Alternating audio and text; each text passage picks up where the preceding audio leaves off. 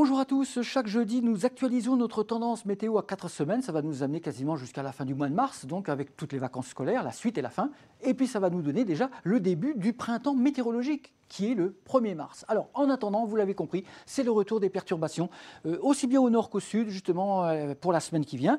Une perturbation un jour sur deux, donc vous aurez aussi des éclaircies un jour sur deux.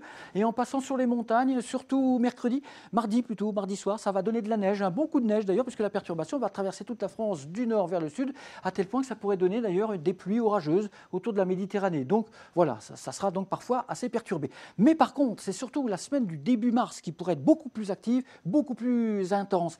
De fortes pluies, voire même un risque d'intempéries sur les régions du sud pourrait se mettre en place. Pluies orageuses, beaucoup de neige en montagne parce que le flux va tourner au nord-ouest, ça fera baisser l'isotherme 0 degré. Par contre, les pluies resteraient quand même plus faibles en arrivant dans le nord-est. Ça coulisserait du nord-ouest, plongeant vers la Méditerranée et en donnant la neige justement sur les montagnes qui se trouvent sur leur chemin. Ensuite, il faut retenir que la deuxième quinzaine de mars, a priori, sera à nouveau beaucoup plus calme.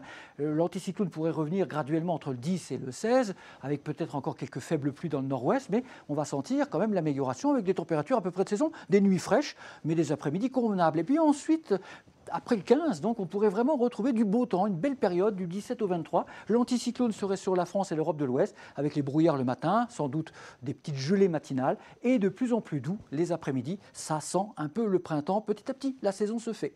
Voici donc ce que cela donne concrètement au niveau de la moitié nord. L'évolution des températures, c'est l'écart par rapport aux moyennes de saison. Déjà, on remarque, bonne nouvelle, que les moyennes sont déjà en train de remonter. On voit le bon bout, si on aime la douceur, bien sûr. Donc vous voyez que les températures, a priori en mars, n'auront pas trop d'écart par rapport à la moyenne, ni en négatif, ni en positif. Voilà, il n'y a pas de coup de froid en vue pour l'instant en tout cas, ni de gros coups de chaleur non plus. Donc vous voyez que pour la moitié sud, c'est pareil, les températures seront peu ou prou dans les moyennes de saison. Il n'y a pas d'excès non plus pour l'instant, sauf peut-être la remontée autour du 20 mars avec l'avant-goût printanier. D'ailleurs, le 21 mars, c'est le printemps sur le calendrier. En synthèse, on retiendra le retour du flux perturbé, mais ça vous l'avez compris, avec un risque de fortes pluies plutôt pour la première semaine de mars, avec la neige abondante en montagne d'ailleurs, ça ne fera pas de mal. Retour de conditions plus calmes et anticycloniques à partir de la mi-mars, avec une deuxième quinzaine de ce mois de mars qui s'annonce a priori plutôt douce, plutôt sèche et ensoleillée. Ce n'est pas encore pour demain, bien entendu, mais on aura l'occasion d'en reparler à jeudi prochain. Merci. Consultez également nos prévisions saisonnières pour les 3 prochains mois en vidéo sur notre site internet et sur nos applications mobiles et par téléphone en composant le 3201 dièse 5.